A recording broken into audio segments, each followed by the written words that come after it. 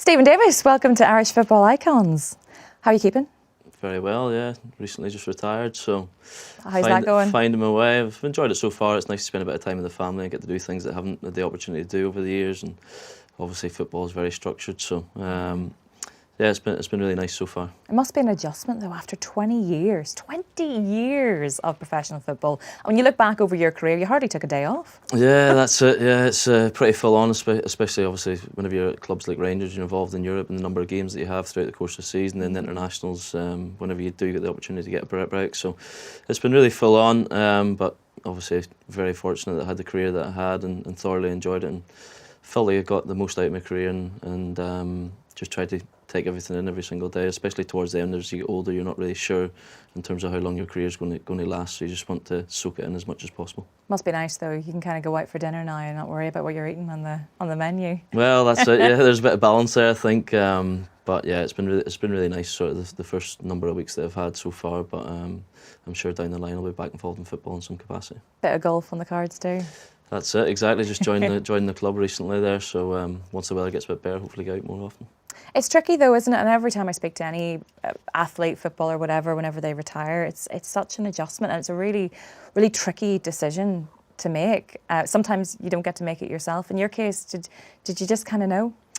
Kind of forced upon me really with the injury. Getting an ACL at my age, obviously initially was determined to get back to play, but I think as the process went on, I was getting a few problems, wasn't quite going as smoothly as I would have wanted in terms of the rehab, and eventually I came to the decision that it probably wasn't going to happen for me in terms of getting back to that elite level, and ultimately I was desperate to do that. I wanted to finish my career in a high and not have that decision made for me, but I think it was the right decision the longer it went on. Because that was probably the most frustrating thing for you. Everybody wants that final match.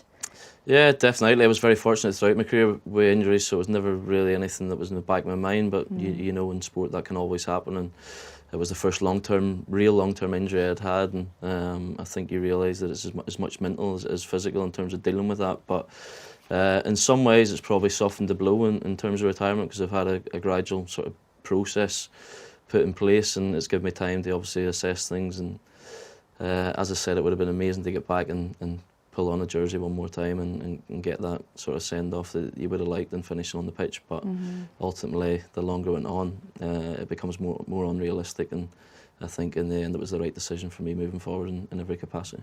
Well, let's go back then, all the way to Ballymena, a Ballymena boy, born and raised as a Rangers fan, of course. You were always a football fan. I was, yeah. Obviously my earliest memories in terms of just being out in the streets playing football. I've got an older brother who's 3 years older, so it was very much getting involved with him and his mates, and probably in hindsight that was beneficial for me playing against the older boys, and yeah, but most of my memories as a young boy were certainly involved in football. But did you ever dream that you would do it professionally? At what point did you think this dream could become a reality? That's a very good question. I think it's just the process you go through. I think it was always something I wanted to do. I didn't really have any other focus. Went to secondary school, which was a rugby school in Ballymena Academy, and rugby was compulsory at that time, so Saturday mornings at the early part were spent, and then eventually we came to an agreement that I could continue playing football for St Andrews up in Belfast, and yeah, went in trials to clubs in my younger days, and then eventually obviously you sign, you move across, and went across to Aston Villa, and you go through those steps in terms of getting into the first team, and thankfully went on to have a long successful career. Were you any good at rugby? Scrum half. I'm not sure I was any good, but yeah, I didn't mind rugby actually, but football was always the number one for me. We could have had a very different conversation here. It could have been a very different career projection. I'm not sure I was built for rugby, to be honest, but yeah. With your career, you can't do it without support, you know, particularly with football, and when you're starting out so young. Was that something that's always been important to you, your family and the support they've given you? Yeah, my family weren't necessarily big football people, to be honest, so there was never really any pressure from them, but I'm very fortunate that obviously what they put into getting me to the stage that I got to in terms of keeping me focused, keeping me grounded, the travelling that was all involved in the younger days. So only now you sort of realise, obviously with kids of your own, that whenever I was going across the clubs at 12 years old for trials and stuff like that there, it's such a big thing for them, but there was never really anything made of it because it was obviously my dream, and yeah, I'm very appreciative of the support that they gave me. But not every parent can do that either. We see it an awful lot these days. The parents are really pushing their kids to do this. And then, you have it the other way, that for a lot of kids it can be a pipe dream, that it's kind of getting that balance, and you just seem to hit that bang on. Yeah, I was very fortunate, as I say, because there was definitely never any pressure from my parents in terms of that there. I think one thing my dad always said to me was that if you want to do it, then it's your responsibility to commit to that. Because obviously there was times whenever you're growing up, your mates are off doing things, you think to yourself, oh, I wouldn't mind missing training tonight or whatever, but it was very much, if you want to do that, you make a decision, you'll not go back to football then. So, and then it was an easy decision for me, because obviously ultimately, and that was my dream, and something that I wanted to try and achieve. And you mentioned St Andrews there, the youth set up there in Belfast. How did that all come about? So it was a training camp, a residential sort of thing down at Coleraine University actually, which was like 3 days. We went along to, and one of the coaches there was one of the coaches at St Andrews, and offered me the chance to go up there, and had some great times there. Really good coaching, really good players that I played alongside. People like Chris Brunt was in the same team initially with me there as well. So it was a really good grounding for me, and obviously being involved in the likes of the Lisburn League, playing the Champions at Mollusk every year as well, and the attention that brought with the scouts and different things gave me the opportunities then to go and have trials across the water. So speaking across the water, Aston Villa, what age were you then? What, 16, 17? So I signed for Aston Villa whenever I was 14.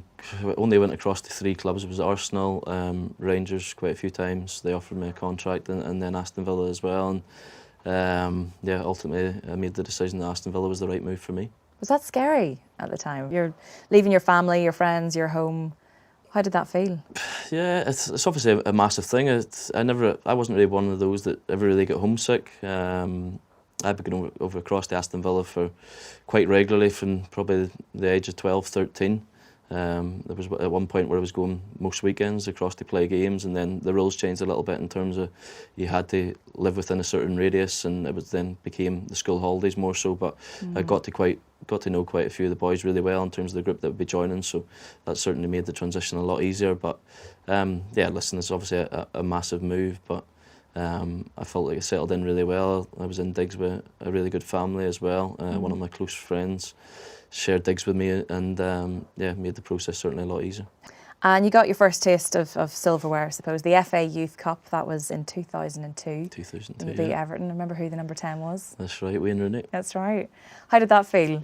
How was that moment? Unbelievable to get that experience. Yeah. You probably take a little bit for granted then, because that was my first year across Aston Villa. So obviously it's an under-18 tournament. I was under-17s at the time, and you just expect these things to happen whenever they happen so early on.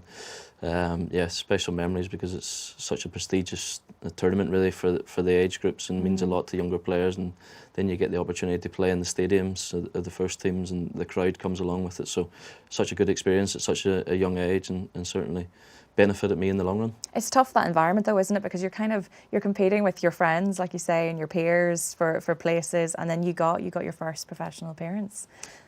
Yeah, I felt like I was probably ready. Yeah. Before that, to be honest, I travelled quite a lot with the first team before my actual debut came about, and you get a little bit frustrated because there's other players that you've come through in the youth team that have got the opportunity before you, but you just have to keep focused and keep showing yourself up and training every single day and try and improve. And eventually the opportunity came along, and very thankful for that. And David O'Leary gave me my debut at Aston Villa, and thankfully I managed to get myself in the team then after my first start and play quite regularly early on.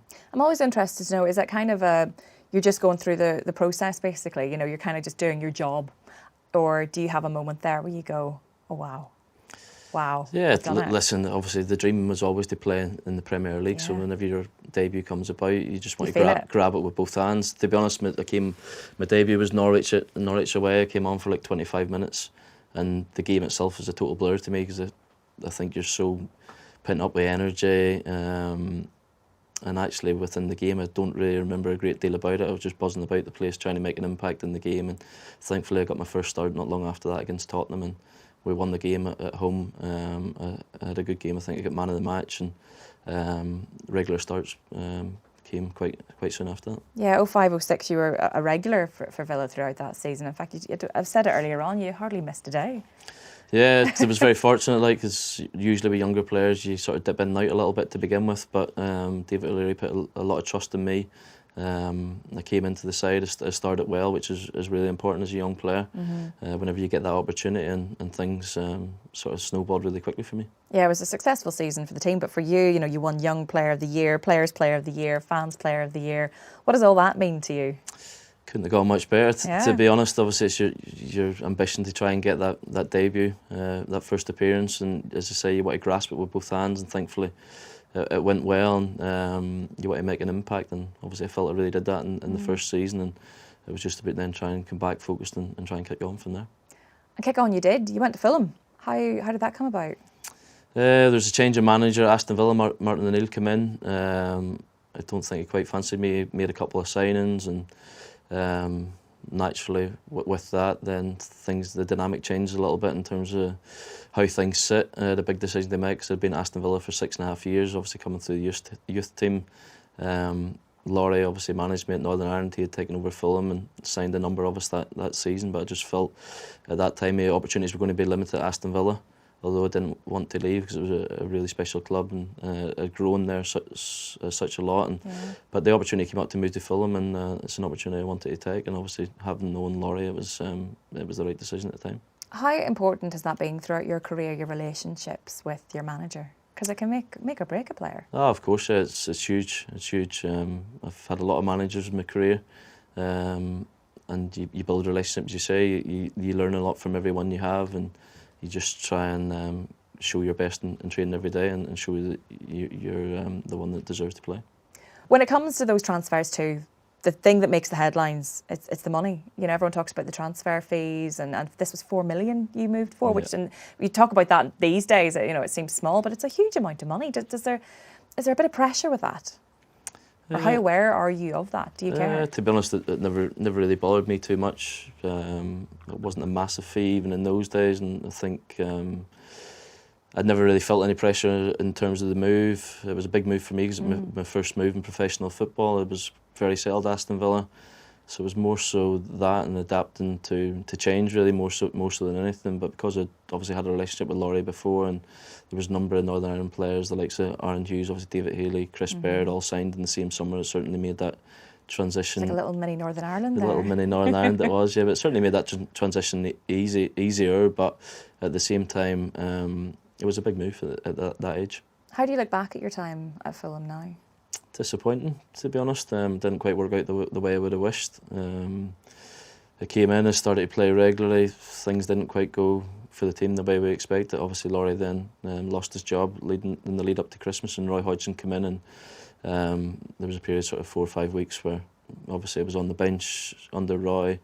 An opportunity then came at the end of the January transfer window to move to Rangers on loan the last day of the window, and it was an opportunity I wanted to take, because ultimately, like, as my ambition has always been to play regularly, and I was never happy to settle for a place on the bench. But although you can never guarantee that, I felt it was the right time to make that move. But ultimately, we never signed for Fulham. I signed for 4 years at the time, and you're thinking to yourself, you're going to go on and have a long, successful career there. But unfortunately, that isn't really the way things panned out. It's funny though, isn't it, how life happens that way? Because then you think, if you hadn't made that move to Fulham, you know, would you have had that opportunity to go to Rangers at that time? And how important was that for you? Yeah, of course. Hindsight's a wonderful thing whenever you look back over time. But I think it was coming to the end of the January transfer window. I wasn't sure. There was rumours it was going to happen, and it wasn't. Then it was off, and then it came to the final day of the window. I remember ringing my wife from the training ground saying, I'm on my way to Heathrow here because it's been done, where she thought that was us settled, because it kind of disappeared, all the talk, a couple of days previous. So, but it came up, obviously, the chance to go to Rangers, a club I supported, work under Walter Smith, and in the end it was a fantastic move and a dream come true. Get that first opportunity to walk out at Ibrox was really special. When you look back at 2008, what a season that was for you? Yeah, obviously joined in the January. They played in the Champions League before that. Some really good results, but finished third in the group, which then obviously took them into the Europa League, and just an incredible season. The way it panned out, we obviously played every single game that was available to us, but getting to the League Cup final, the Scottish Cup final, the Europa League final, and obviously the league title went to the final day of the season as well. So it was an incredible experience, gave me a real taste of getting my first trophy, playing in that stage, the atmosphere about the club, the atmosphere within the dressing room. How different is that when you're at something like a UEFA Cup final? What does that feel like? Is there a different energy? Well, certainly, obviously I left Fulham where we were kind of fighting for our lives at that time, and that's the way the season panned out for them in the second half of the season as well. And then you go into Rangers and the atmosphere is totally different, the pressure that comes with it, because whenever you're at Rangers, the demands are you win every single game no matter who you're against. And just to get the opportunity though, we obviously played Dundee United in the League Cup final. That was the first trophy of the season. It was up for grabs. We managed to win that, and it went to penalties after extra time, and the celebrations after leaves you hungry for more success, and thankfully went on to do that. How different do you feel as a player then when you are playing for Fulham, which you say, who are constantly fighting for their lives at that point, and then you move to a club like Rangers where the expectation is that you will win absolutely everything, which Rangers were, that's what they were at that time. Does that change you as a player? Does it make you better? Does it make it harder? I think my mindset's always to give my best regardless. I think I've done that throughout my career. I've been very self-driven. Wouldn't necessarily say like I need motivated by anybody else other than myself throughout my career, but at the same time just going and playing that platform and demands that come with being at a club like Rangers is really special, and you have to. It's really important that you grasp that as soon as you walk through the door and you give your all, and the fans can certainly see that in terms of what you show every week in terms of the games. But yeah, obviously it was great to get off to such a good start, and then the momentum carried on over the next couple of years for us. One match that stands out for me, Zenit St. Petersburg. Tell me about that night.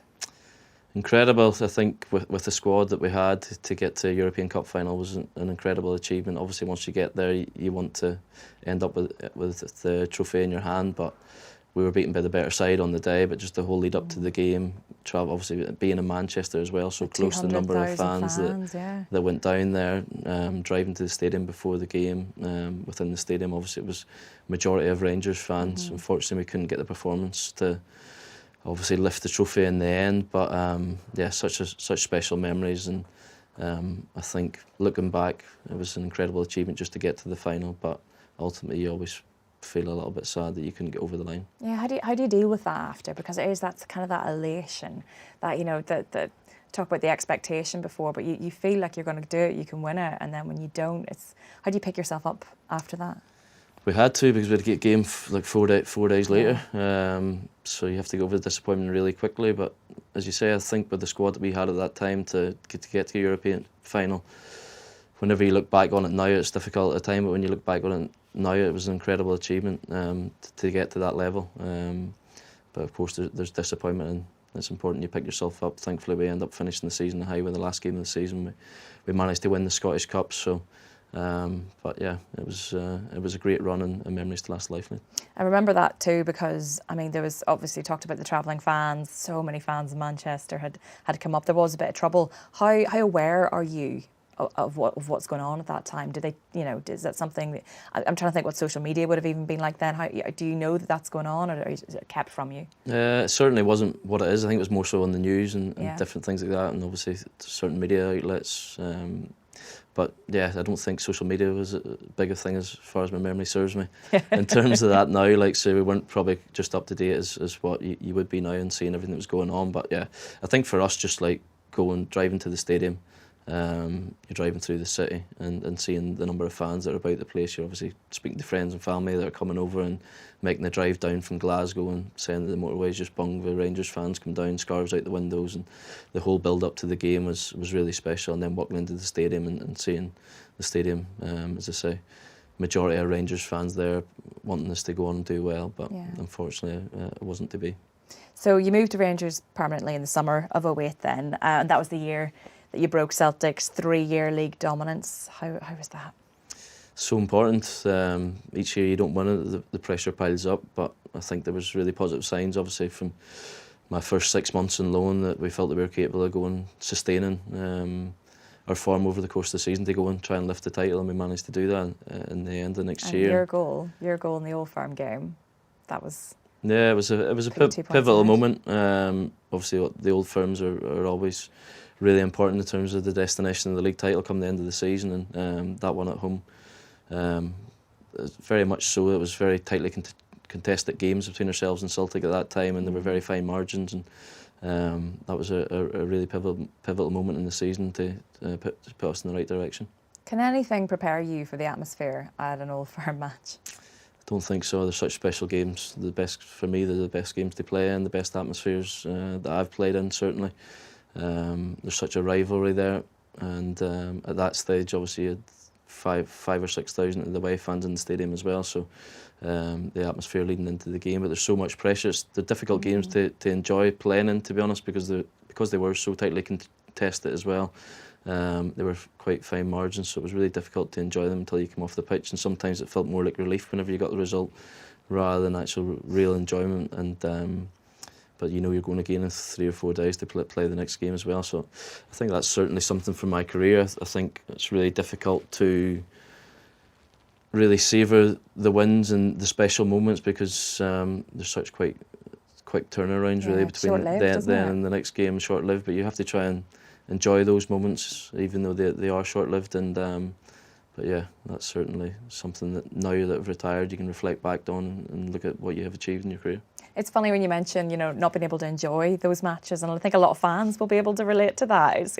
It's why the fans and why the players put themselves through that, because it is agonising. And there's so much pressure involved in those matches. That's it. It just means so much to so many people, and it's more than just. Do you feel that? More than just football for them. Yeah, you certainly do, because there's such a big rivalry, and it's ultimately your biggest rivals you're playing against to try and determine where the title's going to go and trophies as well. So. You certainly do feel that responsibility going out onto the pitch, and thankfully we managed to have 3 years when we won the title back to back, and really special memories. So, building up the silverware at this point, you had 3 league titles, 3 league cups, 2 Scottish Cups, and you were voted Players' Player of the Year, voted for by the players. Do you think many Celtic players were voting for you that year? I would very much doubt it, to be honest, but yeah, listen, I think even for myself, whenever I was voting for people, I was very honest in terms of who I thought was the best player that I came up against. Do you? I always wonder about this, because I think it would be really hard if you're voting for the player that that you don't want the one from the other team. Nah, of course, I get that mindset, yeah, but I think you've just got to be honest, like with who you feel the best opposition you've come up against and who give you the biggest test, or ultimately who's had the best season. Sometimes it can be quite obvious. Other times there'll be varying opinions that differ a lot, but for me, I was very honest always when I voted. So, but whether I get too many Celtic votes or not, I'm not too sure. How does that feel though? And every footballer you speak to, that's the award they kind of want, to be Players' Player of the Year. It means so much to them. Yeah, I think it's really special because ultimately it's your peers that's voting for you. So they're the one that gets up close and personal and sort of should see your real quality week in, week out, and it obviously means you're doing something right. So that was a really special award for me to receive. I haven't really ever been a big one in terms of individual awards. I think that the team's always been the most important thing, and that's certainly the case at a club like Rangers. But of course, it's very nice to get recognised for your efforts throughout the course of a season. It's hard then when you go from 2010, you're flying high, it's great on a personal level, on a team level. Fast forward to 2012. Rangers goes into administration, and I remember that time very well because I was sat in the steps outside Ibrox almost every day. How aware were you of what was going on exactly? How much did they tell the players? Well, it's a big transition season anyway, because Walter had left, Ali had taken over. We started the season really well. I think we won the first 10 league games.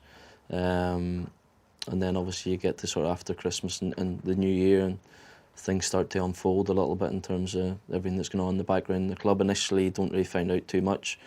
David Weir had just left the club, so I was club captain at that point, relatively young to deal with things like that. You don't know how to deal with it because you've never been in that situation before either. There's a lot of talks going on behind the scenes.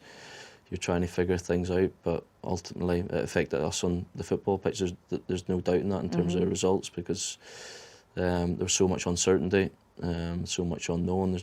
There's a lot of talk about staff members losing their jobs. As players, we obviously took wage cuts for 3 months to try and stop that happening. But yeah, it's a situation you never expect to come across in football.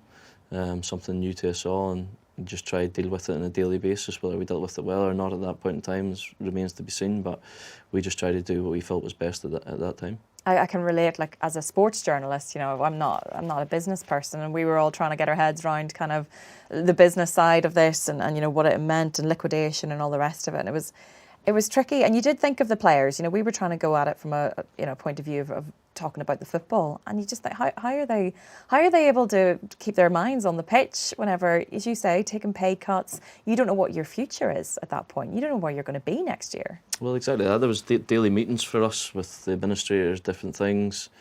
You're trusting what they're telling you at the time. The landscape's always changing. You obviously don't want to be reading the media, but you're interested in terms of what's been said out there, so you're trying to read up in terms of what's going on and what the viewpoints are from everybody else outside the club as well. But I think for us, we just had to try and take them for their word at that point in terms of what they were trying to achieve and what the situation was going to be ultimately over the next few months. And we tried to make the decisions, best decisions we could, given the information we had at that time. But yeah, it was a really difficult time, a really stressful time for everybody. There were times where we didn't actually go out on the training pitch, days that we should have been training, because there was so much going on in terms of everything, conversations. Everybody's worried about their careers, what way that's going to affect the club, and people at the club you've built up relationships with that have worked for the club for 20, 30 years. So there's a lot going on, a lot to deal with, and as I said, it's never a situation you expect to find yourself in. And it must be hard because you're talking to the other players, your friends, and you're kind of probably having a conversation with yourself and your family and trying to prepare what you're going to do, because there's that difficult conversation then of what happens if and when it goes into liquidation. You know, are you expected to stay? Yeah, just so much uncertainty, to be honest, and nobody could really give you answers. There was, at that point, there was nothing really long-term plan. It was right, well, we need to see when we get to this stage how things look and what the situation is. Things then started to unfold quite rapidly come the end of the season. I picked up an injury at that point and missed sort of the last few games of the season, and then you kind of, everybody breaks up like you do in football for your summer break, and you go away. And but even then, it was like constant phone calls in terms of what's going on. You're trying to get as much information as you can. As I said, I was club captain, but didn't really feel that. Did you feel that added pressure as captain? People kind of looking to you for answers? I think so, yeah, because ultimately players within the dressing room are coming to you asking questions, and you don't have the answers for them, because I don't feel like I was giving any answers. The dialogue between myself and the administrators at that time I wouldn't say was great. But ultimately, as I say, you don't really know what's going on and what the future looks like at that point. Did you know that you would leave? No, it was never my intention. I'd signed a new 5-year contract in the August before, so I was very settled at the club. My family were very settled in Glasgow. It was never my intention to want to leave or look for a move, but ultimately, as things started to unfold, you've got a decision to make, and I felt that for my career and for the club as well, I don't think they wanted, at that point, all the high earners on the wage bill, and ultimately it was a combination of financial decision for the club and as players for your career. But you did make the decision to move, and move you did, miles away, down to Southampton. What prompted that? Why Southampton? Just came about. The club had just got promoted back to the Premier League. I felt it was a good project whenever I met the owner of the club at that time and the chairman, the manager as well, and I felt like it was a place I could come and enjoy my football, and there was something really going to be building here. And so it was the right move for me at the time, and it was exciting to get back to the Premier League. But it was such a difficult decision, even with everything going on, because my heart was certainly at Rangers, and it was the last thing I wanted to do. But in the end, it was a decision I felt that had to be made. But yeah, difficult because, as you say, yeah, your heart was very much in Glasgow. You were hugely successful there, and then to come to this whole new club. How did that time feel for you? Even those first few weeks, how was it? Yeah, well, I came to the club injured, so it's always more difficult whenever you join a new club and you're injured and you're not straight out in the training pitch with the boys and stuff like that there. But yeah, there was something, you could feel there was something building at the club. There was a really good mentality within there as well. But ultimately, as a newly promoted team, the first season is really important to try and solidify your position within the league, and then hopefully you can kick on from there on. You had some great moments. I mean, not much silverware during your time at Southampton, but for you individually, there were some standout moments. I'm thinking about White Hart Lane Spurs 2016 against that Spurs team as well. How well do you remember that? Yeah, I remember that day very fondly. we had a really strong end to the season that year. We had a really good season in general. To get 2 goals at White Hart Lane, I think we might have been the last team to beat them at White Hart Lane actually. So yeah, special memories. It was a ground I always enjoyed going to as well. So, and Tottenham had some obviously excellent players at that time as well. Yeah, you're talking Larice, Walker, Harry Kane, Bale, I think was playing, was he? Son Heung-min, Christian Eriksen then. Yeah, so they had a squad full of real quality. So for us to go there and get a result away from home was a massive result. Great players in that side too. I mean, at that time, I personally, I'm thinking Virgil van Dijk. Yeah, I remember that era before he came to Liverpool. Mane, of course, as well. Wanyama, Shane Long. I mean, fantastic team to be playing alongside. When you're playing with a team of that calibre and with those individual, and they're very individual players, I feel like, in terms of their brilliance. But what does that do to your game? I think the better players you play with, that brings out the best in you, no doubt. And obviously, I think for me, like throughout my career, I've never really felt that I was guaranteed anything. That's always been my mentality. I've always felt like I've had to work for every opportunity that I've got, and so I think that's also drove me on to have the success that I had in terms of that. But as you say, some unbelievable quality players over the years. Unfortunately, the club couldn't quite hold on to them all at the same time, and we became a club that sold players to the bigger clubs and then tried to replace them, which we did on a number of occasions. But yeah, just the quality of players you say, like Tadic, Pele, Toby Alderweireld, Luke Shaw.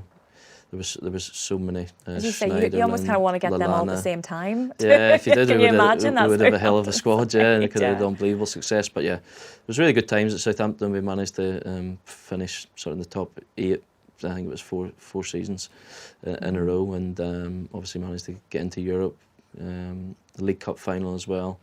Unfortunately, we couldn't get over the line against Man United that day. But it was a really good time for the club, and some top quality players that have gone on to have great careers at some big clubs as well. Yeah, I mentioned Virgil van Dijk. Obviously, I mentioned being one of them, and obviously he had that huge price tag when Liverpool came in. Were you surprised, or did you think, no, the Liverpool have got a bargain here? Yeah, listen, it comes back to that money thing, and I don't think as players you can really think that, because ultimately a club will pay what they feel's the right amount for you, and you can't think like that as a player. But yeah, I think we all knew from the very start that Virgil was a Rolls Royce of a player, and the game was very easy for him, even at Premier League level. After coming down from Celtic, there's always that question how they'll adapt to the Premier League and the difference that comes with that. But yeah, from his first couple of games and first couple of training sessions, you could see the quality that they had, and it was never in doubt. And obviously he's gone on and probably been the best defender in the world for a number of years.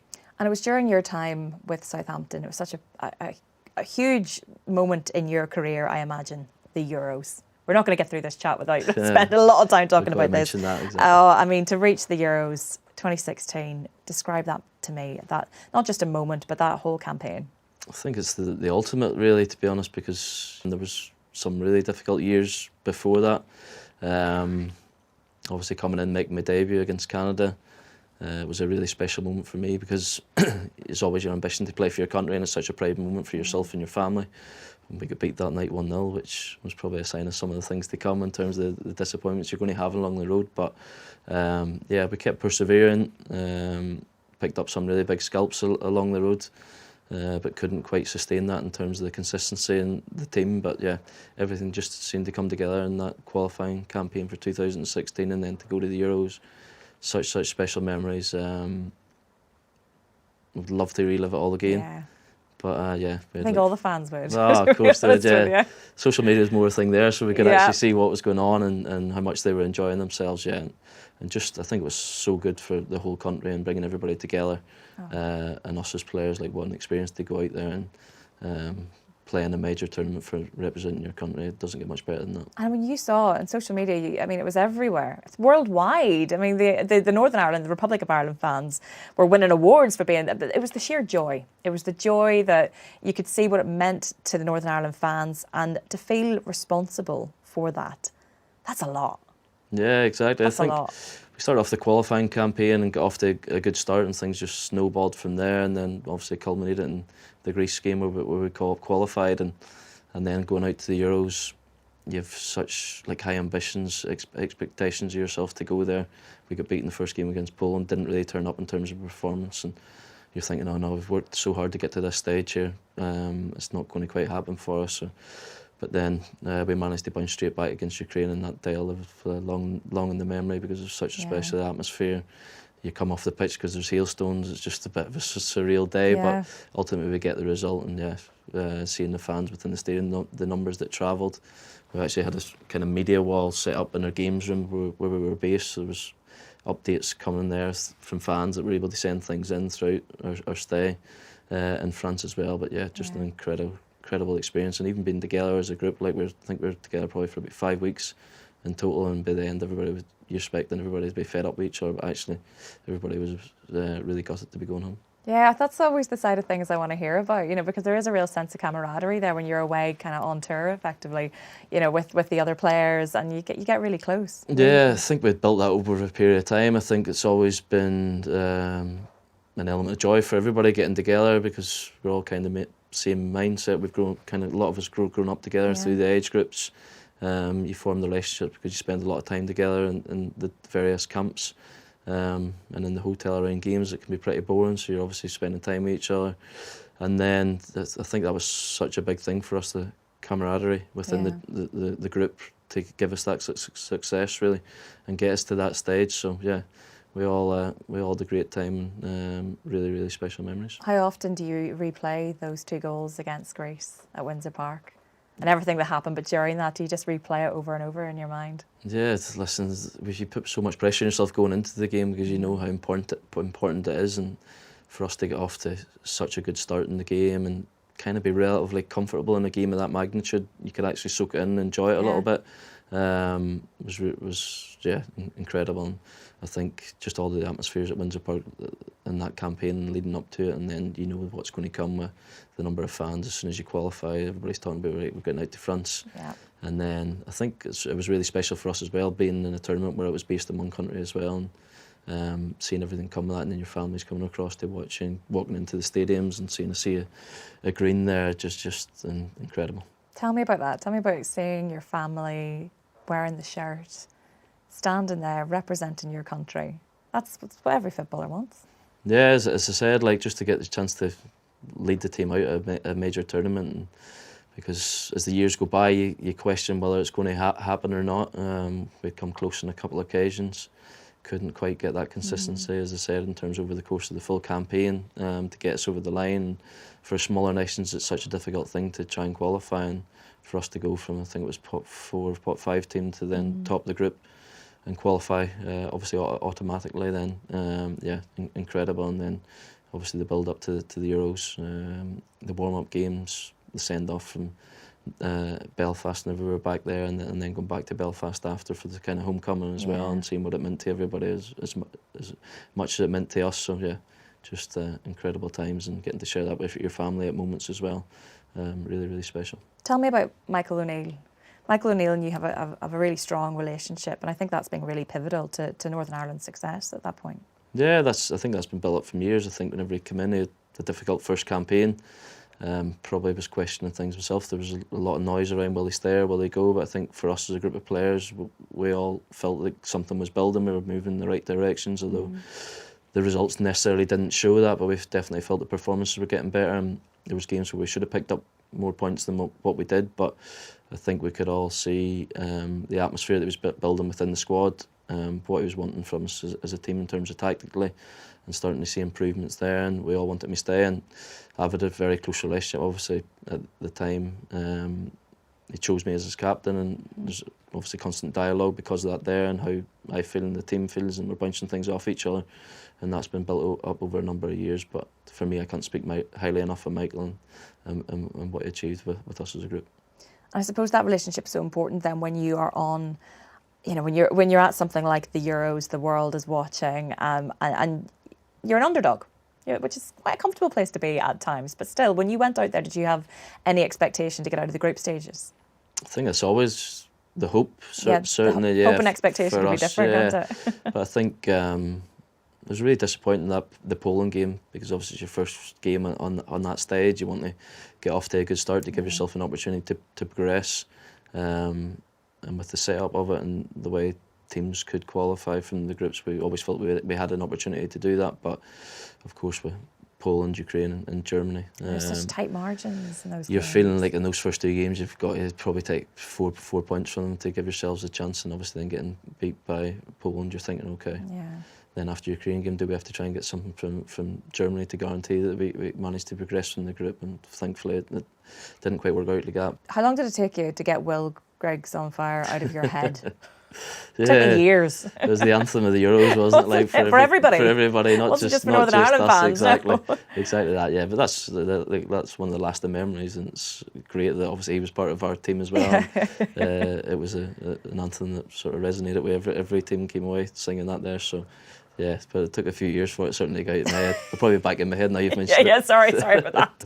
I could talk about the Euros all day. We'll not focus on that because your international career has been phenomenal. You are a workhorse. You don't take a day off. I said that earlier on. The most capped British player of all time. What does that title mean to you? More than Pat Jennings, more than David Beckham. Yeah, it's a huge honour. I don't think when you set out in your international career you've any ambitions of getting to that level because it seems so far away, and it's never really something I give too much thought to be honest. I've not really been one to sort of look at where I'm at in my career during that time. It's probably more so now when I've retired, you kind of reflect a little bit more and actually realise what you did achieve. I think I was always so focused on trying to better myself, trying to get ready for the next game, as I said before, with the quick turnarounds and the number of games that you play in modern day football as well. It's always hard to sort of comprehend like what you have achieved at the time, but yeah, listen, there was some huge landmarks in there. Getting to 100 caps was so special, and then going on to finishing 140. But I think as a professional, it's never enough. You always want more, and ultimately, I'm disappointed I never got to represent Northern Ireland again and kind of know that moment was coming. Yeah, that's I mentioned that earlier on. I think that would be tough because out of everybody, you deserve that moment.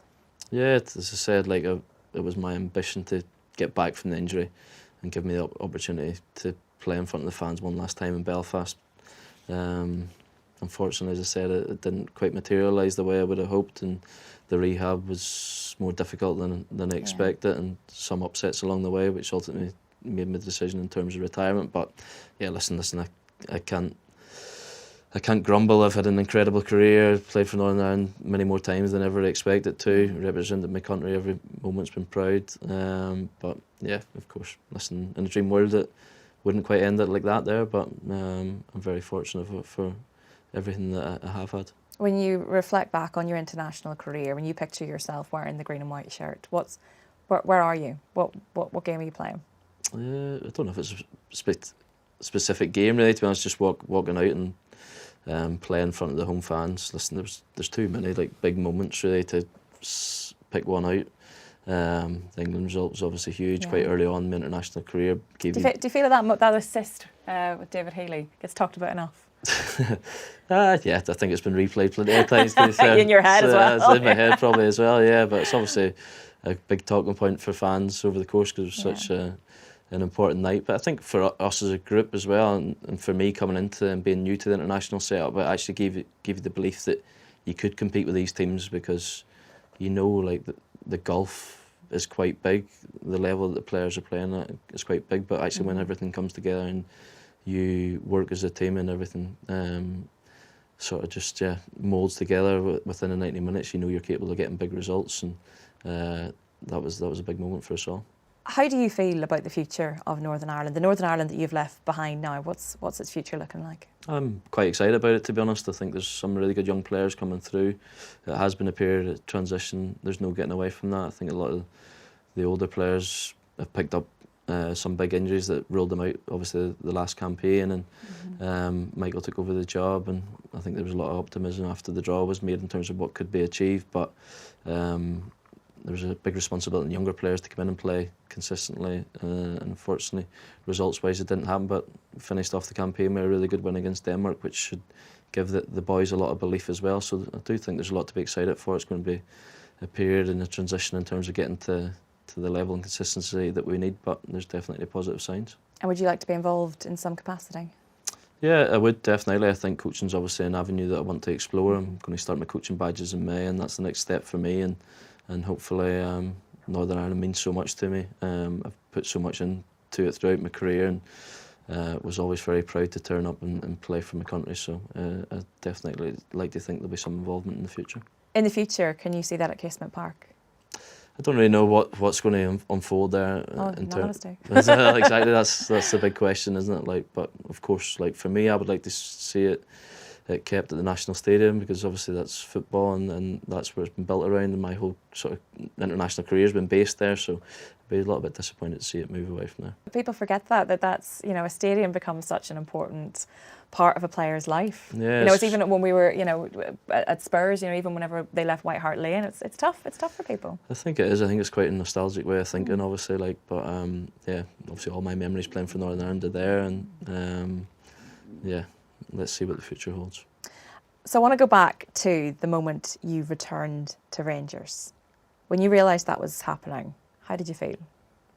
Excited. Yeah. I was going through a period at Southampton where I wasn't playing too much. I think a move was going to happen sooner or later, but yeah, whenever Rangers came about, it was a no-brainer for me. It was the only move that I wanted to happen.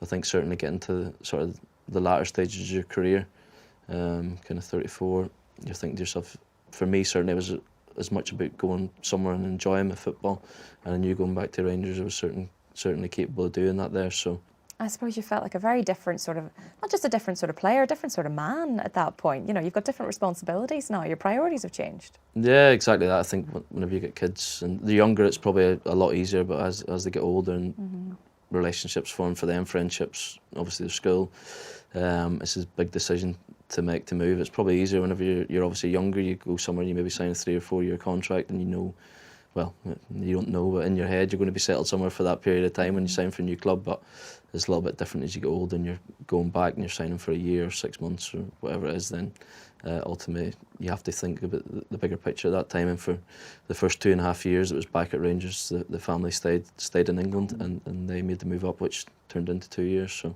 I was glad of that, because obviously, like with younger kids, you want them to remember your career as well, and it was important for them to have those memories of me still playing. And yeah, a really good 2 years that the family all enjoyed in the end. Rangers as a club is such a family-oriented club. A lot is built around that there, and the experience for them going to Ibrox every other week to see a game, and everything that came along with that, and the success that we had as a team, the atmosphere there, probably really lit the fire in my son in terms of him enjoying football and get. Really? Yeah, because before he wasn't too sure if he was going to go down that road or not, but now he's obsessed with it. So I think that was certainly the benefit of bringing him up there as well. And when you made the move back, was it kind of like putting on an old pair of shoes, or did it feel very, very different as a club? There was a lot of similarities. The training ground hadn't changed an awful lot. There was members of staff there still from my time before, but obviously a lot of change in terms of the personnel, in terms of the team, the new management and things like that. There, it didn't quite get off to the start that I would have hoped. Obviously, in your head, you're thinking you just land back there and everything clicks into place. I wasn't really match fit because I hadn't played a lot in the previous couple of months. And you're thinking you just want to get off to a good start. Unfortunately, that didn't quite happen. I kind of found myself out of the team after the first couple of appearances, and then it was very much about me just showing work ethic and quality and training every day, and ultimately then things changed. Yeah, they did. I mean, I spoke to some Rangers fans, and they would say that they actually felt that your second stint at Rangers, that was your strongest. That's when you really came alive. And I mean, obviously 2021, because it was a difficult task that you had. It wasn't an easy time for Rangers either.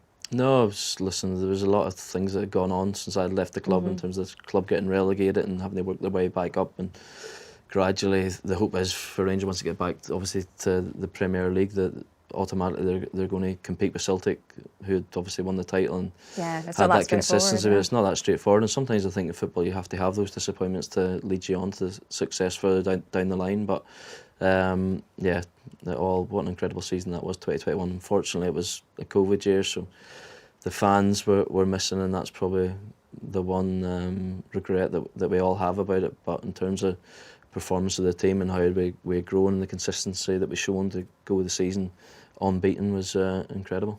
And again, individually, your performance was incredible. You won Scottish Football Writers' Footballer of the Year. Did you feel, I don't know, because you talked before about having so much success in the past. Where were you at this point in terms of you're in your 30s now, you're in such a strong position. You probably couldn't have envisaged that it would be any better at that point in your career?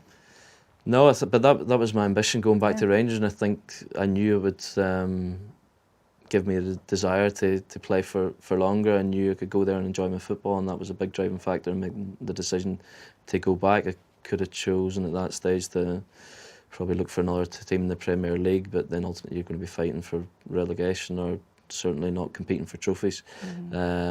So I knew going back there would sort of light the fire within me as well.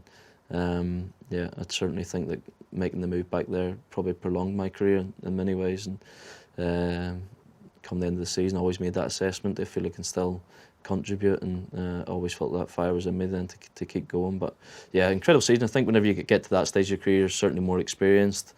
You know your role, what's expected within the team, probably a little bit more. You can help and guide those around you as well. And yeah, incredible times. Did injury ever worry you at that point? Because you are getting older. Injury was certainly never in my mind because I was very fortunate and hadn't really had a bad injury history, so there was never any reason for me to think I got there. But certainly I think as you get into your mid-30s, at the end of every season, I always ask myself that question. I kind of seen how the season developed, if I felt it was still capable of, say making a big contribution to the team. I always felt that I could do that there. So Michael Beale had just came in about a couple of weeks before I obviously picked up the injury. I felt that I would have got on really well with in terms of how he wanted to play, so it was never in my mind probably really to retire, but at the same time it was always come the end of May. I would always assess things. We'd sit down as a club and we had that relationship that we would do that, and we'd leave it kind of to the end of the season to assess things and see where we go. I think a big decision for me would have been if my career wasn't prolonged at Rangers, would I then move somewhere else at that stage? But yeah, we'll never know the answer to that. So. And then I can't imagine what it would be like when you picked up that injury. Do you kind of know? Do you know, or do you is it almost denial? It was like a really innocuous. I kind of overstretched for the ball, and there was nobody around me, and it just went down. I didn't think too much of it at the time because I wasn't really in a lot of pain or anything. And obviously, you think historically about ACLs and people you've dealt with, you think it was going to be a lot of pain as a major injury, but that wasn't the case. But I got stretchered in. And as soon as I came into the treatment room, the manager came in, the director of football came down and see me. So you're thinking to yourself, okay, they maybe think something's up for them to come in because it's not normal usually come in and get assessed by the medical team. But so that was kind of in the back of my mind by then. But then I had to give it a couple of days for the swelling to go down before I obviously got the scan that would confirm that there. And then obviously once the results come through, the medical team came out to the house sat down with us to tell us that it was the dreaded ACL. But yeah, even at that point, I'm still thinking in my head, okay, right, I'm going to get the operation, I'm going to get back to play. Yeah. It wasn't really in my mind about, maybe foolishly, that this was going to be the end. But yeah, when that certainly was wasn't the mindset then. When did you sort of realise? When did you accept it?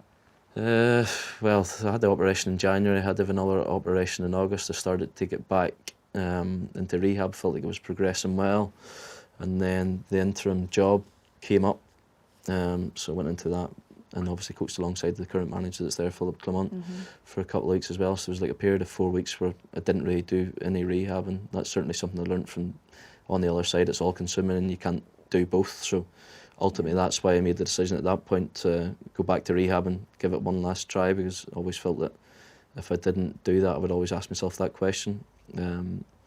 So yeah, made that decision, and then probably like 5-6 weeks after that there, I wasn't really progressing as quickly as what I envisaged I would have, and I think at some point you've got to make the call, and for me, if I wasn't going to get back for a decent portion of this season, to give myself an opportunity, then it was going to be always the call that I would call it a day. Yeah. Now you mentioned becoming interim manager just for a brief period at Rangers. Did that give you a taste for it? Is that the dream? Certainly did, yeah. It totally came out of the blue. Obviously never expected to be in that position. I was disappointed that things didn't quite work out for Michael Beale, but yeah, I'd been at the Ryder Cup in Rome and got back on the Saturday. I was in the house watching the final day of the Ryder Cup, and we'd actually had friends around. My wife had done a roast for everybody, the kids were playing and stuff, and next thing I received a phone call, and it's like I'd gone outside on the phone, and my wife looked out the window and came out and said to me, "That's certainly not a normal phone call," and I'm like, "No, it wasn't a normal phone call. We need to get everybody out of the house." So that was that, and it all then developed really quickly. They obviously said that they wanted me to come in and be interim manager, and I got a 6 o'clock flight. Was that a shock? Did that surprise you, or was it kind of? Did it No, feel right? A good fit? 100%. I never would have envisaged that happening. definitely not. I think you always think in football that there'll be a replacement ready and waiting, or it'll be somebody certain. Because I was back and forth doing rehab at that point all the time, so obviously the relationship was close and knew the dressing room, so I can see obviously why they felt it was the right decision to get them through that little period. And yeah, listen, obviously I was more than happy. It was a great opportunity for me.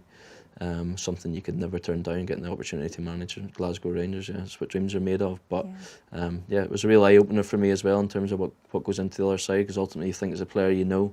But yeah, as I said, it's totally all consuming. But I definitely enjoyed the experience. Yeah, because it's not for everyone. It's not for everyone now, the manager position. But I'm excited to see what you do next. You've brought a few shirts along with you today. Where do you keep these in your house?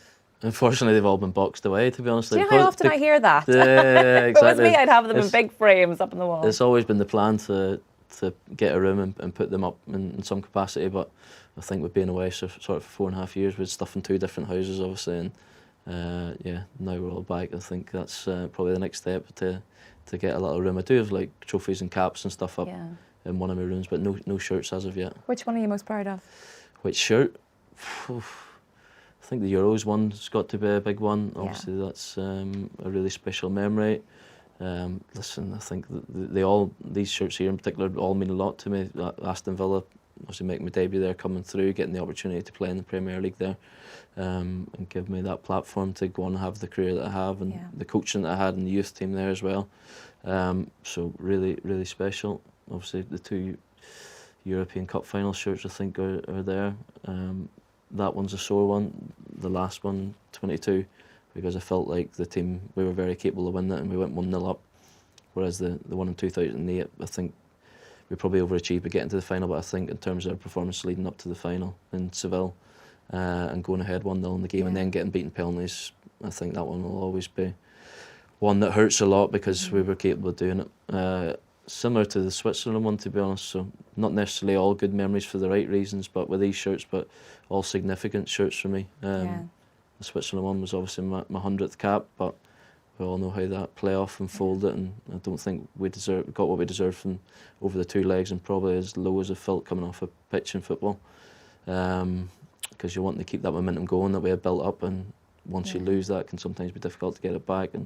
But yeah, all special memories. And then cup final that I scored in for Rangers there against Celtic when we won 2-1 in extra time. So yeah, I love it. Every single one tells a story, and every single story I can tell is so fresh in your mind. It's that when you're talking about it, you're right back there. Yeah. What a story! I don't think your story is over, Stephen Davis. It's been great to chat to you. Thank you so much. It's been such an incredible career. You've only just been able to share a little piece with us today, from Ballymena to being the most capped British men's player of all time and everything in between. Thank you so much for sharing your story today. You really are an Irish football icon. Thank you. Been a pleasure.